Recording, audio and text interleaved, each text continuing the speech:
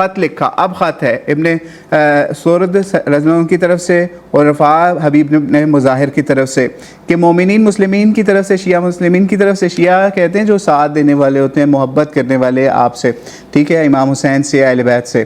کہتے ہیں السلام علیکم, ہم لوگ حمد کرتے ہیں اللہ کی جس کے سوا کوئی سزاوار پرستش کے لائق نہیں ہے, اور پھر شکر ہے اللہ کا کہ اس نے آپ کے سرکش و گمراہ دشمن کو خاک میں ملا دیا. ٹھیک ہے, یزید کے والد محترم کے بارے میں یہ کیا کہہ رہے ہیں کہ اللہ کا شکر کر رہے ہیں اس کے اوپر, کیونکہ انہوں نے کچھ ایسے معاملات حکومت میں کیے ہوں گے.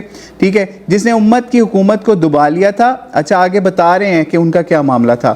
جس نے امت کی حکومت کو دبا لیا تھا, غنائم کو چھین لیا, ان کی مرضی کے بغیر ان کا حاکم بن بیٹھا, یعنی مسلمانوں کا حاکم. نیک بندوں کو اس نے قتل کر ڈالا تھا, بدکاروں کو رہنے دیا تھا, مال خدا کو ظالموں میں دست بدست وہ پھیرا رہا تھا. عذاب اس پر نازل ہو جس طرح ثمود پر نازل ہوا.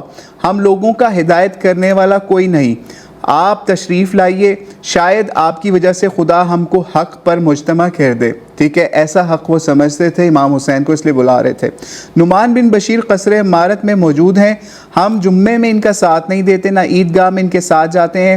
ہمیں اتنا معلوم ہو جائے کہ آپ ہمارے پاس تشریف لا رہے ہیں تو ہم ان کو کسی طرح نکال دیں کہ انہیں شام میں انشاءاللہ جانا پڑے. والسلام ورحمۃ اللہ علیہ. ٹھیک ہے, یہ خط آیا, پھر اس کے بعد امام حسین کے پاس پہنچا اور سارا انہوں نے پھر مشورے ساری چیزیں کی اور پھر انہوں نے خط لکھا.